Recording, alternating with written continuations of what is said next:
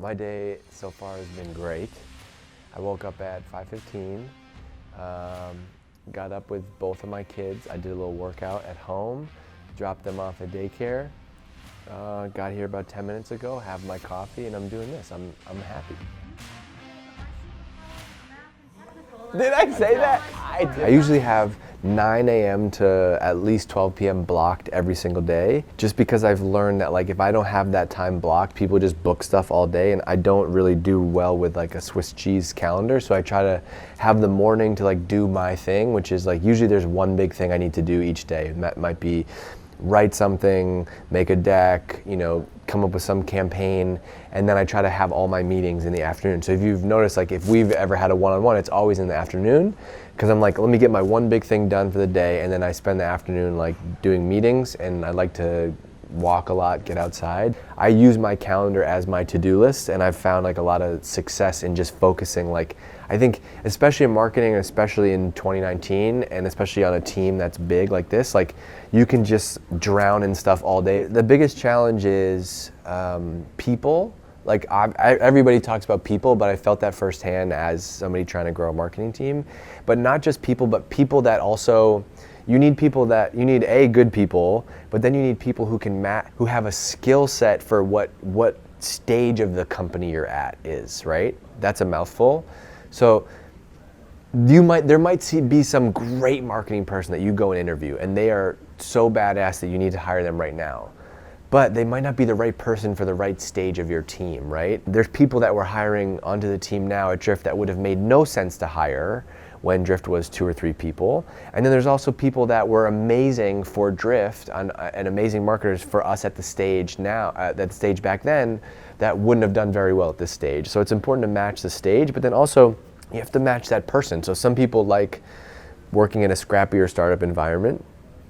Now, we've grown, we're doing 8 figures plus in revenue. We have 350 people that work at the company, offices around the country. Like it's a different type of person that and a different skill set that you need for this stage of the company. So I think it really comes down to like matching, okay, what's going on in the business? What problems do we need to solve, right? Back, let's say like year 1 of Drift was all about getting people to know who we are and sign up for our product. That's it.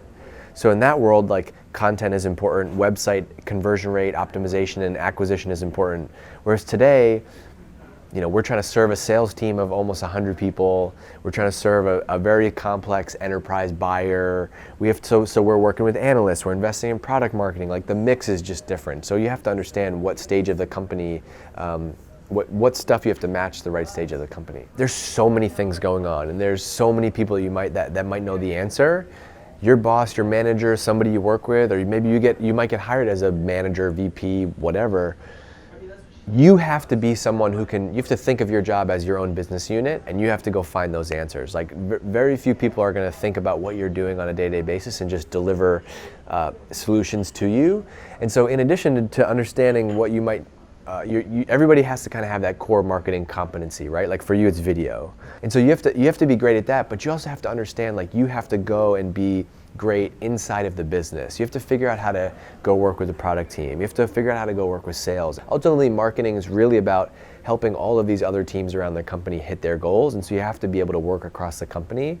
And I don't think that gets done by just going for walks with coffee, like for coffees and just kind of like shooting the shit with people. Like people want to see results and they want to trust you. And so I think it's easier to work with people when they trust you and they think that you're credible. They've seen some of the work that you've done. Like I always want to be that marketer who people are like, oh, he's good at what he does, I want to work with him, right? It's like you don't want to work, hey Elizabeth, we're going to team you up with some, with Joe Schmo who doesn't know anything about video, and that's not as fun, right? Where if this person is going to elevate you and raise your game, I think you want to be that person inside of the company who can do that for all the other teams. And so that means walking into a sales meeting and having credibility and understanding what the life of a sales rep is or a sales leader is. Walking into a product meeting and understanding a day in the life with them. Those are all the kind of intangible skills that I think set the best marketers apart. Right now there's 3 VPs on the marketing team, and I think that's actually very common model where you have kind of people who are responsible for, almost if you break marketing down into business units, right? There's demand gen, there's brand, there's content, there's product marketing. Usually it's kind of those 4 things. And some companies match them up differently based on the skill set. Hey, you might have a VP who has a background in content and product marketing. You could put those two teams together. So I think if you back out of drift, I think ultimately it's about matching this, like you have to match the skill set to the people that you have. I think a lot of companies try to draw out this perfect marketing org chart, and they're like, we're gonna have this CMO, and they're gonna have these 3-4 VPs, and they're each gonna own this functional area, but like, that sounds great, but what if you attract somebody who fits a little bit in between, right? I think you have to be able to adapt, and that's one thing that we've done, right? Like, I think if you take my job, for example, it's a little bit untraditional now, right? I'm not responsible for running the whole marketing team anymore. I just have this kind of brand chunk of it.